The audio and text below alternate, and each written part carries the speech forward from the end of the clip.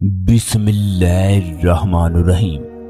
दोस्तों, इस वक्त दुनिया के कोने कोने में बसने वाले मुसलमानों की तादाद 2 अरब के करीब है। इनमें से हर मुसलमान की ख्वाहिश है कि वो बैतुल्लाह का तवाफ करे, अल्लाह रब्बुल इज्जत से अपने गुनाहों की माफिया मांगे। लेकिन ये बात हकीकत पर मबनी है। कोई भी मुसलमान अल्लाह रब्बुल इज्जत के हुक्म और मंजूरी के बगैर खाना काबा में दाखिल नहीं हो सकता। इस जगह बेशुमार लोग हज करने के लिए पहुंच चुके हैं। इनमें से एक ऐसा भी आदमी था, जब उसने खाना काबा के दरवाजे पर कदम रखा तो आसमानी आग की वजह से उसके पांव जल गए। वो आदमी खाना काबा के दरवाजे से भागने पर मजबूर हो गया। उस आदमी ने अपनी बहन के साथ ऐसा कौन सा गुनाह किया जिसकी वजह से उसे इस कदर बड़ी सजा मिली। उसकी बहन उसे किस वजह से बद्दुआएं देती कि उसे खाना काबा के अंदर जाने की इजाजत ना मिली, ये सब कुछ आज की इस वीडियो में बताया जाएगा। लिहाजा तमाम दोस्तों से गुजारिश है, वीडियो को एंड तक लाजमी देखें। अगर आप लोग हमारे चैनल पर नए हैं तो चैनल को सब्सक्राइब लाजमी कर दीजिएगा। अल्लाह रब्बुल इज्जत तमाम देखने वालों को बैतुल्लाह का हज नसीब फरमाए। कमेंट बॉक्स में तमाम लोग आमीन जरूर लिख दें। हो सकता है इस दुआ की बदौलत उसे हज नसीब हो। दोस्तों, आज हाजी मीना की जानब सफर कर रहे हैं। मीना में 5 नमाजें पढ़ने के बाद रात गुजार कर ये लोग मैदाने अरफात की जानब रवां दवा होंगे। मीना को इसलिए भी अहमियत हासिल है क्योंकि इस मुकाम पर हजरत इब्राहीम अलैहिस्सलाम ने अपने बेटे हजरत इस्माइल अलैहिस्सलाम की कुर्बानी की। इस मुकाम पर अल्लाह तबारक व तआला ने आसमां से एक दुम्बा भेज दिया। ये मकाम मीना में ही वाक़ है। इसके अलावा जब शैतान ने हजरत इब्राहीम अलैहिस्सलाम को बाज रखने की कोशिश की तो हजरत इब्राहीम अलैहिस्सलाम ने शैतान को कैंकरियां मारी। वो मकाम भी मीना में ही वाक़ है। हज का हर एक लम्हा इंतहाई बाबरकत और फजीलत वाला है। इन 5 दिनों में अल्लाह रब्बुल इज्जत की खास रहमत होती है।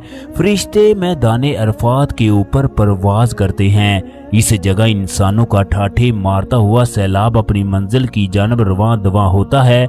हजरत आदम अलैहिस्सलाम की मुलाकात अम्मा हवा से मैदाने अरफात में हुई। कल क़यामत को इसी जगह मैदाने महशर लगेगा। दोस्तों, मोहम्मद इमरान, जिसका ताल्लुक पाकिस्तान के शहर मंडी बहावलदीन से था, वो 3 बहनों का इकलौता भाई था। वो हज करने के लिए जब खाना काबा गया तो लोगों के उस वक्त रोंगटे खड़े हो गए जब उसके पांव जलने लगे।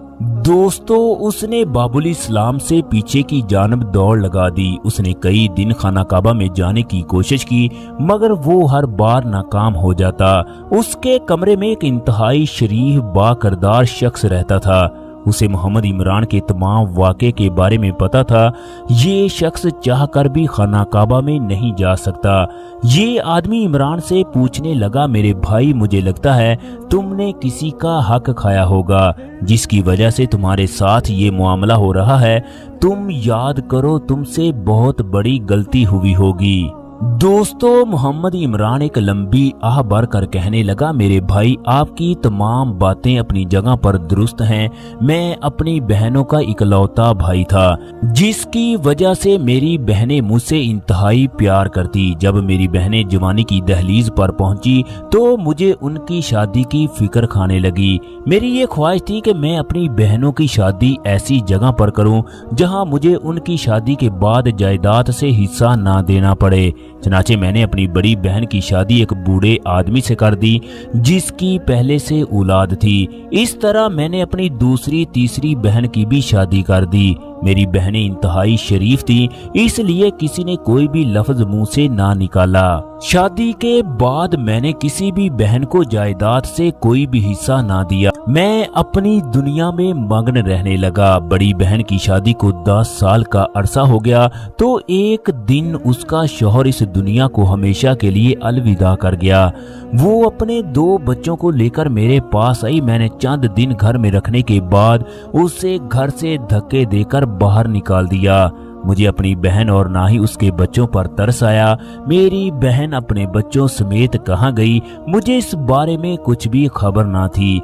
मैंने दूसरी बहनों से भी मिलना छोड़ दिया। मोहम्मद इमरान की बातों को सुनकर कमरे में रहने वाला आदमी कानों को हाथ लगाने लगा। तुम किस तरह के इंसान हो, भला कोई अपनी बहनों के साथ भी इस तरह करता है। भाई बहनों का ताज होते हैं, बहनें मरते दम तक भाई का ख्याल रखती हैं।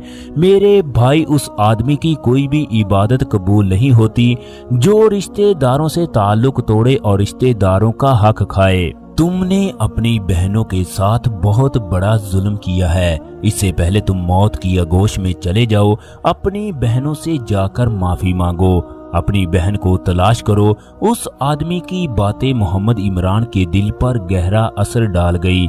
उसने फैसला कर लिया वो वापस पाकिस्तान जाएगा।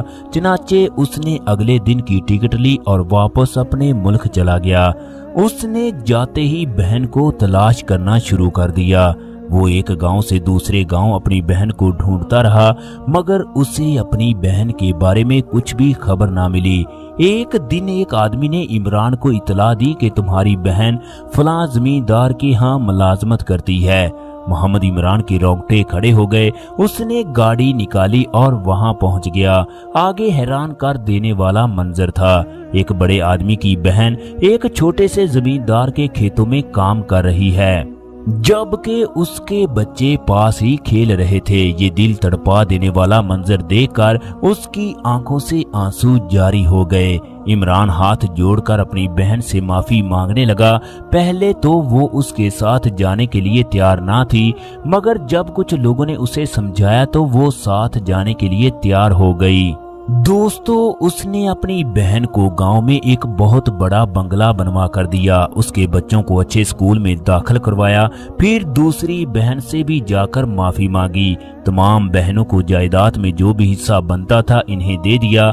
इसके बाद मोहम्मद इमरान दोबारा हज करने के लिए मक्का मुकरमा आया। इस वक्त ना ही उसके पांव जले और ना ही उसे किसी भी किस्म की परेशानी का सामना करना पड़ा।